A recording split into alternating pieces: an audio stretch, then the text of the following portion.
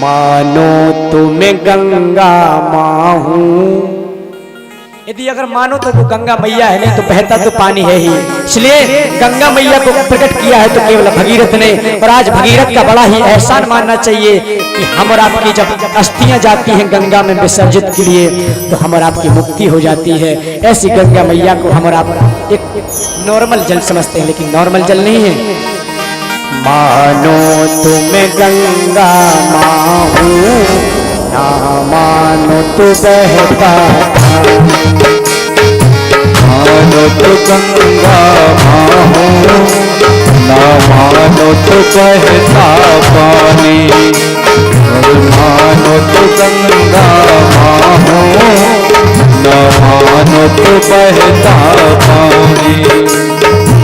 स्वर्ग से इस धरती पर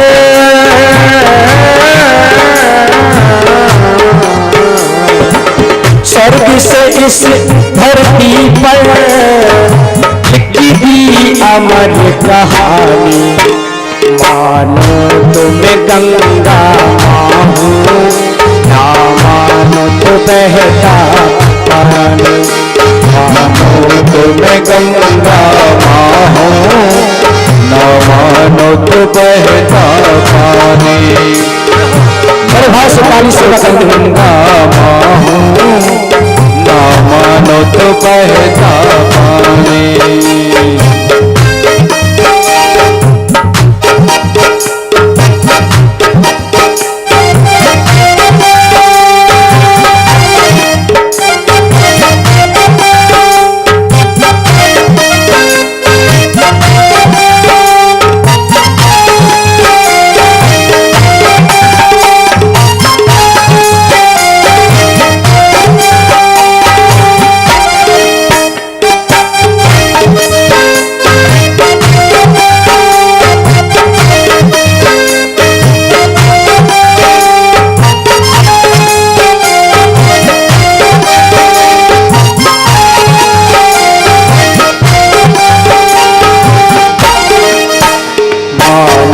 तुम्हें गंगा माँ हूँ, ना मानो तो बहता पानी।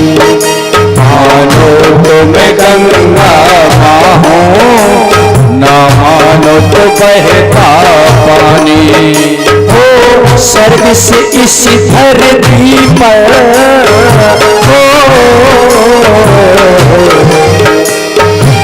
स्वर्ग से इस धरती पर अपनी लिखी कहानी।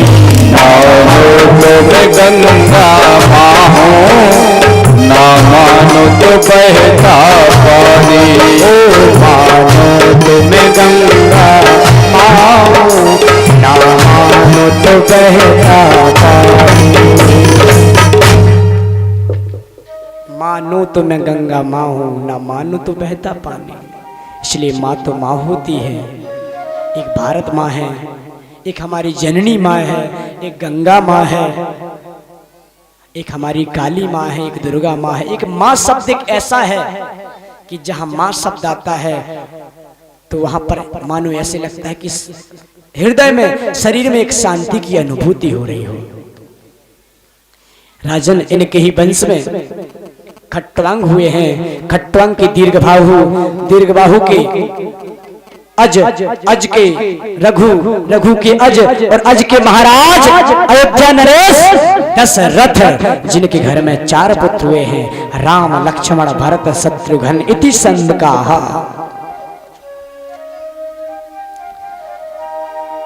राजन यही राम थे वो जिन्होंने लंका में जाकर के रावण का उद्धार किया था।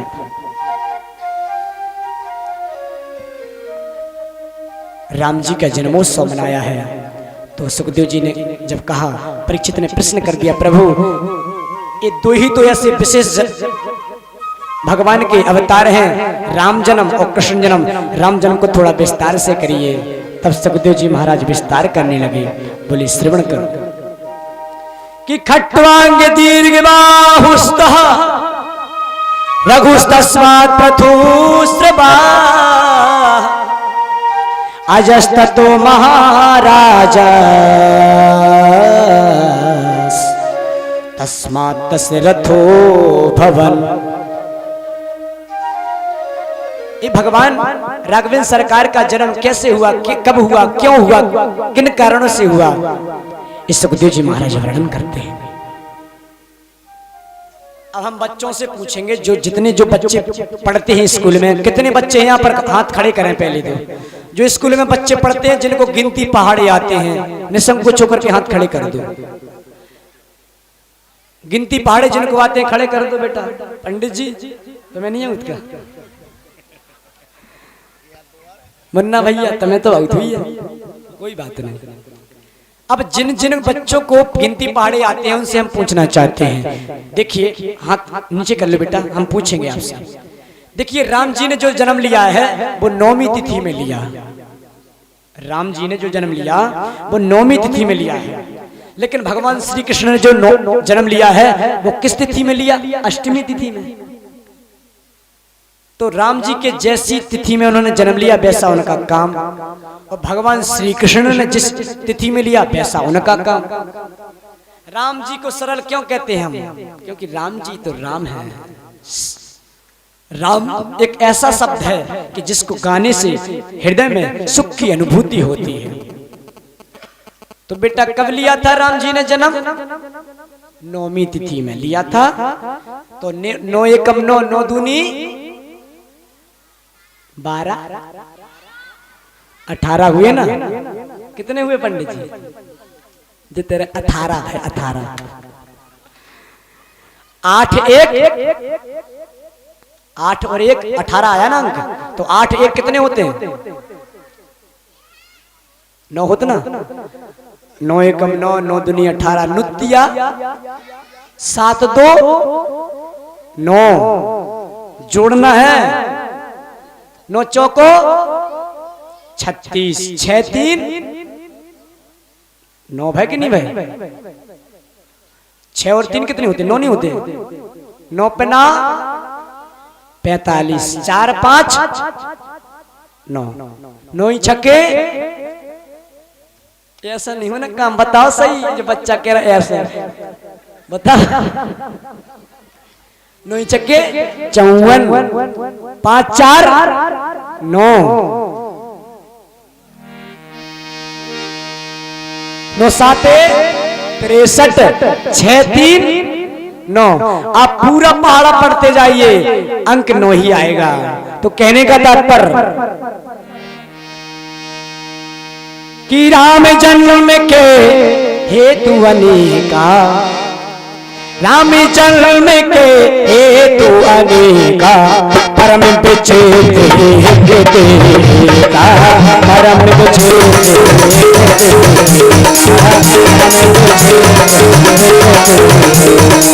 राम जन्म के हेतु अनेका, परम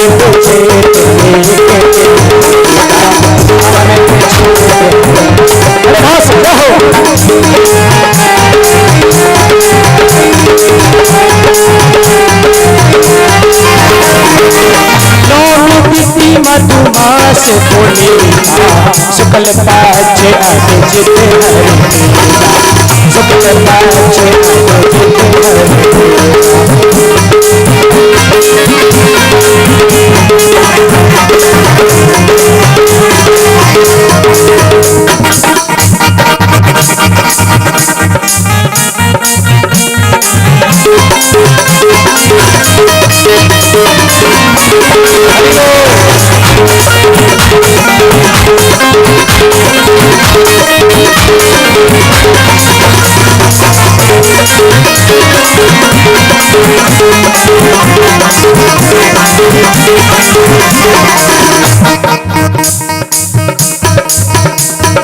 गुरुवर से जगराचो यचर दुर्मनम पद पदव्या प्रियाया, पाणि स्पर्शमाक्षाभ्याम ब्रजपतरुजो यो हरिद्रानुजाभ्याम, मेरुप्याच्छूतेनख्याः प्रियविहिरुषः रोपितं भूविजृम्भ, पुष्पाब्धि भक्त सेतु फलकवदघ्ना, हौसले तो बताना। जय सिया राम, जय जय सिया राम, जय सिया राम, जय सिया राम।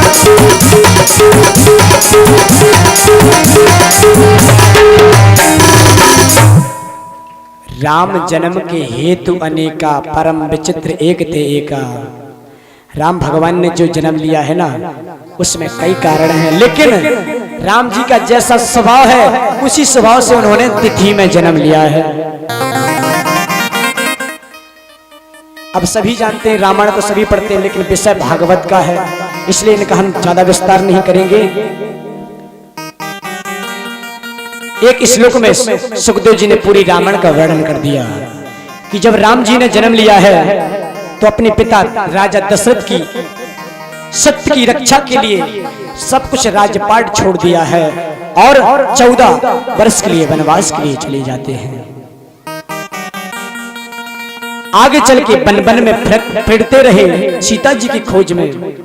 उनके सुकुमार पैर हैं, श्री जानकी जी के चरण कमलों का स्पर्श उनसे सहन नहीं हो सकता है, ऐसा उनका रूप है। वे ही जब चरण वन वन में भटकने लगे तब थक जाते, तब हनुमान जी और लक्ष्मण जी उनको दबा दबा करके उनकी पीड़ा को शांत करते हैं। इनका इतना सुंदर रूप है, इस वियोग के कारण क्रोधवश उनकी भौहें तन गईं, जिन्हें देखकर के समुद्र तक भी भय के मारे कांप जाता है। और आगे जाकर के लंका में रावण का वध करके सीता मैया को पुनः स्थापित करके और अपने राज्यपाट को स्थापित करते हैं। ऐसे प्रभु राघवेंद्र सरकार के चरणों में हम और आप सभी नमन करते हैं। अब इसका विस्तार करेंगे तो आगे हमें जन्म भी करना है कन्हैया का। और कन्हैया का जन्म बाद में क्यों हुआ, राम जी का जन्म पहले क्यों हुआ, इसका कारण क्या है बंधुओं? इसका यही कारण है कि जब तक हम राम जी के स्वभाव को नहीं पहचान पाएंगे तब तक हम कृष्ण कथा को नहीं समझ सकते। क्यों? क्योंकि राम चरित्र परम पवित्र और कृष्ण चरित्र परम विचित्र। भगवान श्री कृष्ण ने जो किया है उसको जीवन में कभी मत करना, जो राम जी ने किया है उसको करना, लेकिन जो कृष्ण ने किया है वो कभी नहीं करना। कैसे? भगवान श्री कृष्ण ने तो विचित्र काम किए। छोटी में गोपियां छेड़ दी, आज के जमाने में कोई एक गोपी को छेड़ के दिखा दे। योगी जी की चल रही सरकार, एक सिर पर एक बाल नहीं बचेगा और जिंदगी भर कारागार में डाल दिया जाएगा। भगवान श्री कृष्ण ने 7 दिन तक एक ही उंगली से 7 कोस के गिरिराज गोवर्धन को धारण किया। हम आपसे कहते हैं कोई बात नहीं है, कन्हैया ने छेड़ी से तुम छेड़ो, कोई बात नहीं है। हम कहते हैं 1 किलो का गुम्मा रख लो, बताओ रख लोगे? नहीं रख पाओगे। कन्हैया ने तो इतना विशाल का सर्प मारा था, तुम तत्जई को पकड़ के दिखा दो, नहीं पकड़ पाओ ना। क्योंकि जो कृष्ण भगवान ने किया है उसको मत करो, जो कहा है उसको करो। राम जी ने जो किया है उसको करो। इन कथाओं से हमें यही शिक्षा प्राप्त होती है कि राम जी इसलिए अवतरित हुए हैं कि पहले हमको धारण कर लो। जब मानव बन जाओगे तब तुम भगवान श्री कृष्ण की कथा को समझ पाओगे। बोले राघवेंद्र सरकार की जय। तो थोड़ी सी बधाई गा लें राम जी की, इसके बाद चलते हैं श्री कृष्ण कन्हैया की।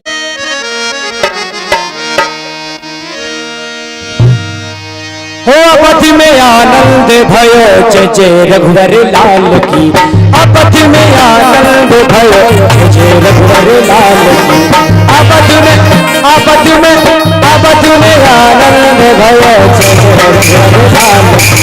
अवधि में आनंद भयो जय रघुवर लाल की।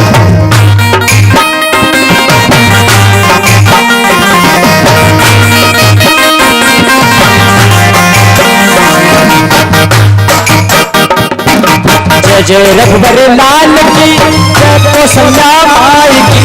जय जय रघुवर लाल की, जय कौशल्या माई की। अवध में आनंद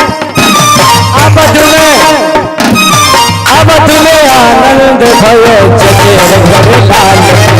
अवध में आनंद भयो जय जय रघुवर लाल की। अवध में आनंद भयो जय जय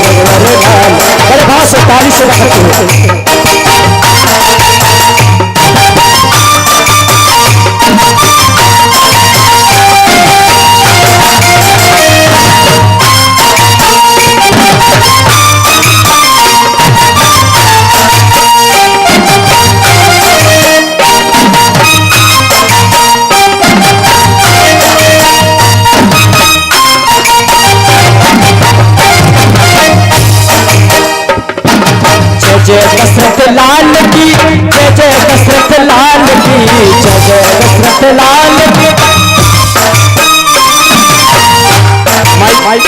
माइक वाले भैया कहाँ गए हैं, उनको बुलाओ। माइक खोलिएगा। अवध में आनंद भयो, जय जय रघुवर लाल की। अवध में आनंद भयो, नंद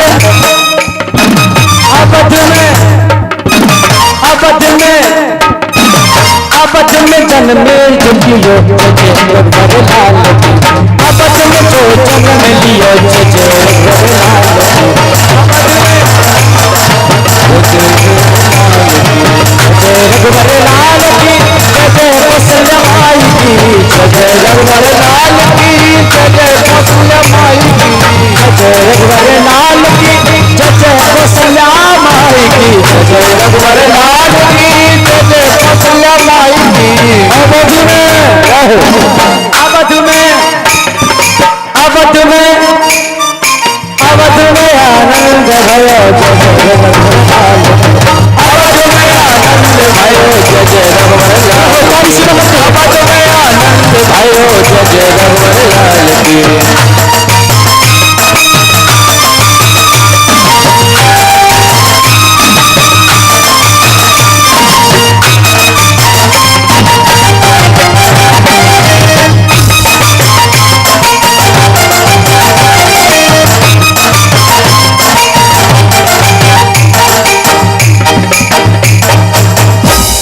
श्री राम राजा सरकार की जय। आज आनंद हुआ है अवध में, और आगे चल के बड़े हुए हैं।